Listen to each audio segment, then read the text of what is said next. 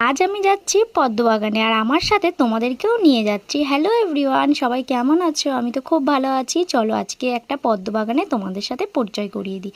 Just পাতাগুলো একবার দেখো, এত বড় বড় পাতা, আর এতে কিন্তু খুব সুন্দরভাবে ফুলও ফুটেছে।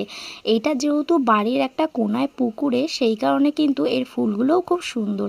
এর লোভ কেউ সামলাতে পারে না, যেই এখান থেকে যায় ফোনে ভিডিও বলো আর ফটো বলো অবশ্যই তোলে। চলো ফুলটা দেখিয়ে দিই। ওই যে দেখো, একদম ফুল ফুটে আছে। আর তাছাড়া কিন্তু আর একটা বাড়িতে একদম চারির মধ্যে খুব সুন্দরভাবে চাষ করেছে। এই ফুলগুলো দেখলে তোমরা আমার মতো পাগল হয়ে যাবে। তো চলো সেই দিদিভাইয়ের বাড়িতে এখন আমি যাচ্ছি।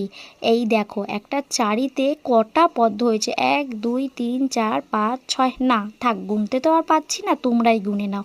আর এইদিকে দেখো পাতাগুলো কত বড় বড়। তারপরে দেখো জবা গাছ আছে, তারপরে আবারও একটা আছে। এদিকে দেখো কত সুন্দর করে পদ্মগুলো সেজে গুজে আছে, মনে হচ্ছে যেন এগুলো এঁকে রেখেছে, আসলে কিন্তু না, একদম খোলা মাঠে এত সুন্দরভাবে এগুলো হয়েছে। আর তারপরে কিন্তু এটা কিন্তু একদম রোদের মধ্যে।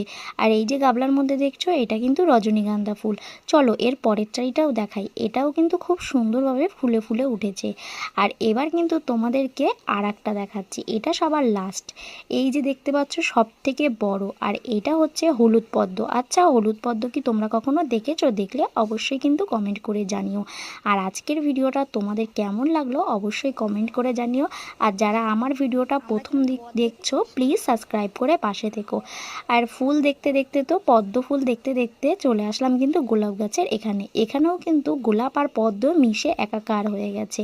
তো চলো আজকে আর বেশি ভিডিওটা লং করবো না, আজকের মতন এইটুখানি। সাবস্ক্রাইব করতে ভুলো না। দেখা হচ্ছে নেক্সট ভিডিওতে। টাটা।